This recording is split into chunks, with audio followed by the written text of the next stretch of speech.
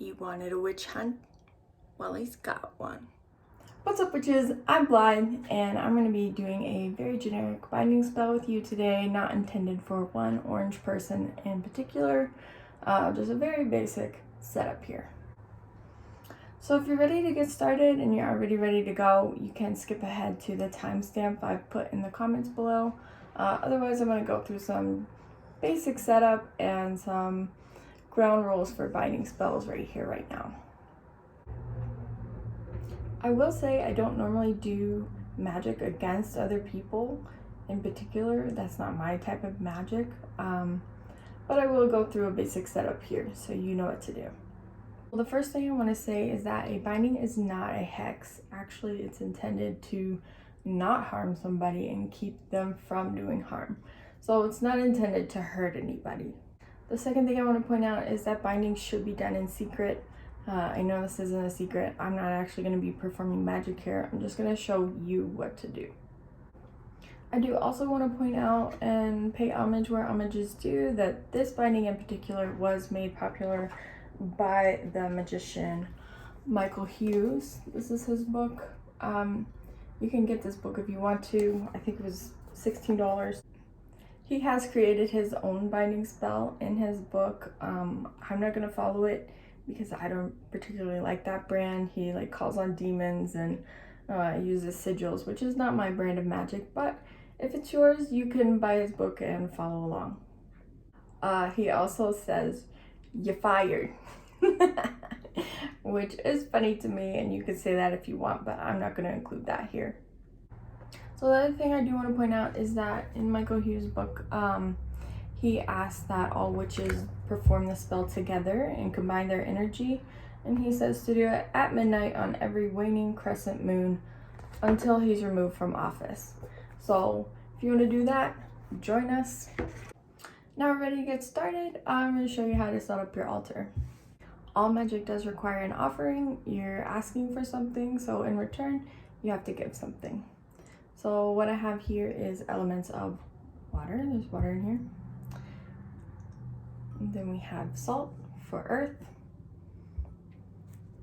Have a feather for air. And then I'll have my candle for fire. So once you're done with your altar setup, now it's time to add anything personal to you that you'd like to add, that reminds you of the person, that makes you feel more comfortable performing your magic. I've brought some stones here, some black tourmaline, and some tiger's eye for protection, some pyrite, some fool's gold. So I have my crystals here. I have another clear quartz crystal. And then two other things I'm going to take from Michael's binding in particular. He suggests use the Tower card. If you don't have a tarot deck, you can just put one of these out. The other thing he does suggest using is an orange candle. He actually asks that you cut it and make it just a snub of an orange candle. So we've got our little snub here. It's even got a little comb over. I really do think that orange candle is hilarious. And it does remind me of someone. So now it's time to write down a list of 3 to 5 things that you'd like to bind this person specifically from doing. Magic is all about making things in your mind become real in the real world. So it's really good to narrow your focus onto 3 to 5 specific things. So now you're almost ready to get started. All that's left is you need a picture or a likeness, an image of the person you're trying to bind, and then either some string, some twine, some black electrical tape. I have some ribbon here. All right, and now you're ready to get started. Go ahead and light your candles.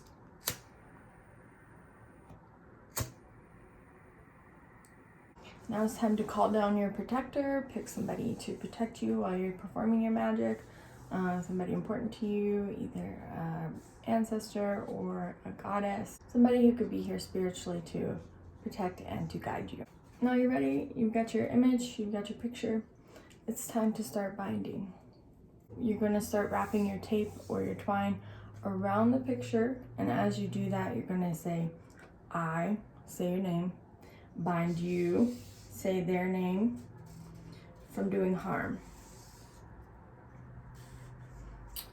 And then you're going to go down your list and say your list of things, whatever is personal to you. I bind you from separating children from their families. I bind you from harming the environment. I bind you from putting your personal needs ahead of our nation's. So whatever your list was, go ahead and finish that up while you bind your picture metaphorically and hopefully physically. And that's really it, guys. Once you're done, you can bury this, you can throw it in the trash, you could burn it, or you could stick it in your freezer to literally freeze the person. The whole thing start to finish really shouldn't take you more than like 5 to 10 minutes. When you are done with your spell work, make sure to ground yourself back in the physical world. Do some snapping, some clapping, some stamping of your feet, some say your name out loud. Do something to bring you back into the here and now. The last thing I want to say to you guys is it is important to register to vote. You know, I don't rely on magic to wash my car or do the dishes. So sometimes the hard and dirty work you have to do yourself. So do get registered to vote. Do educate yourself.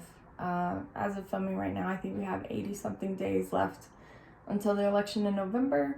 So go ahead and read about the candidates, figure out what you want out of this world, and make that vision become a reality. Alright, witches, that's all I have for you today. I'll see you on the waning crescent moon where we join together and do our binding. And remember, don't be a good witch, be a great witch. I almost forgot to say, witches and demons cannot impregnate you while you're asleep.